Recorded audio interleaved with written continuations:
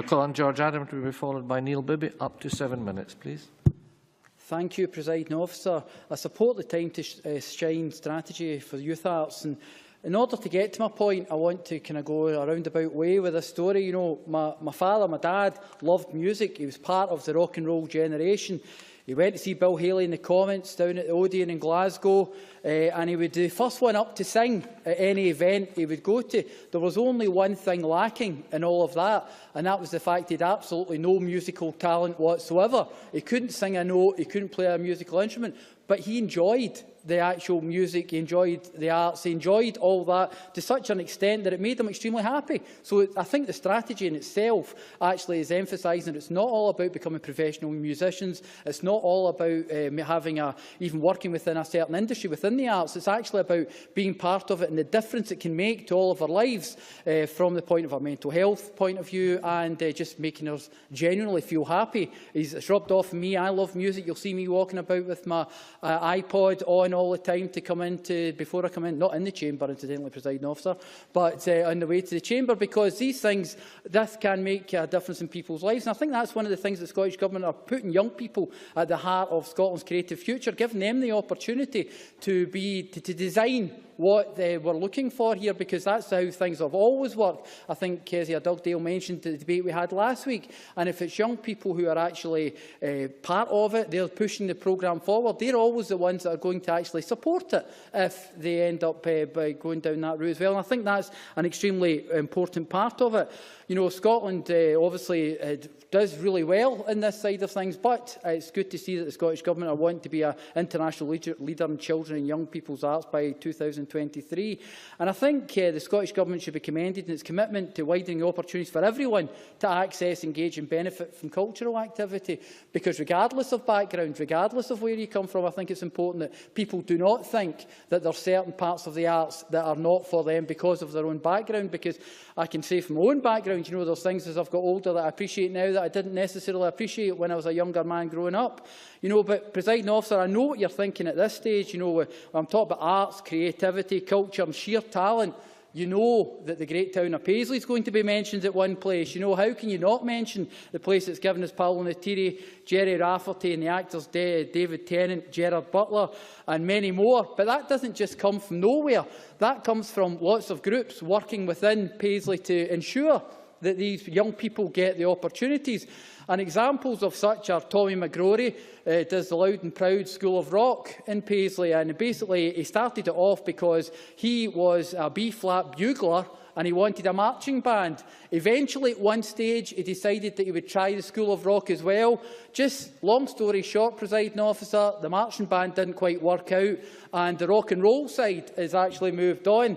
But that gives access to young people. There's some people have left Loud and Proud in Paisley now are working as session musicians, so it's given them an access, not necessarily to be a star, but to actually be able to be something within the industry. And you know, what he offers is there's an early years music club, beginners group lessons, one-to-one lessons and band sessions, and many of the bands have gone on to get access to competitions that they wouldn't necessarily have got an opportunity, even if they had been a band that had worked in their own parents' garage and came out the cliche and came out and managed to do something.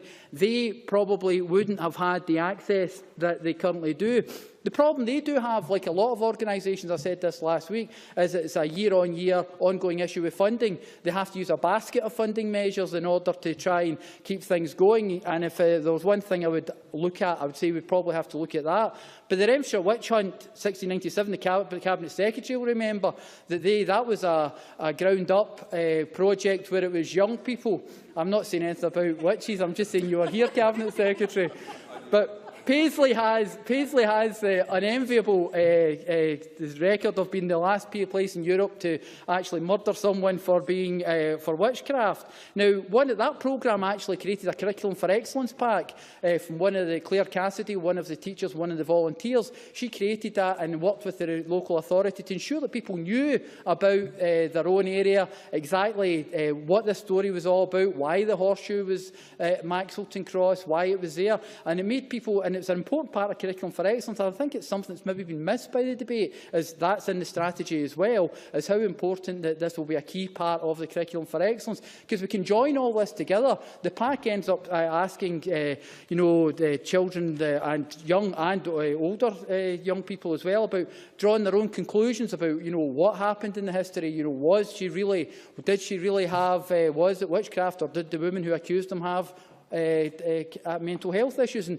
it opens up all kinds of different questions and gives them a chance to explore it. Of course, the dramatic side was every year since, we've actually, in the past 2 years, we've actually had a reenactment in the town centre. We don't literally actually burn the witches at the end of it. It's just an enactment. But but people then know the story, and they know that part of our history. And it's important you remember the good stuff as well as the negative. It's Pace Theatre Company was formed by David Wallace in 1988. They've actually got an ethos of educate and entertain. One of their classic examples was when I brought them along for I Am Me, which is a play they're doing at the moment, which is about a young man that has learning difficulties and how his neighbours treat with him, and it's about disability hate crime.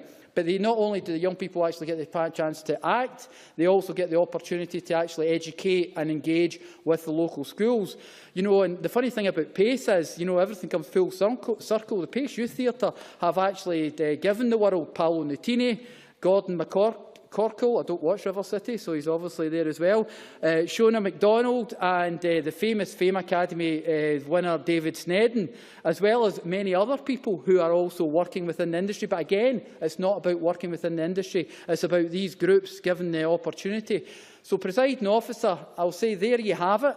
We're just getting on with it in Paisley, nurturing talent and helping young people explore their potential through the arts. And what I would say is we've been doing it for years in Paisley, and I can commend the Scottish Government for encouraging the rest of Scotland to catch up with us. Thank you very much. Very pleased to hear that witches are no longer at risk of a fiery end in Paisley. And now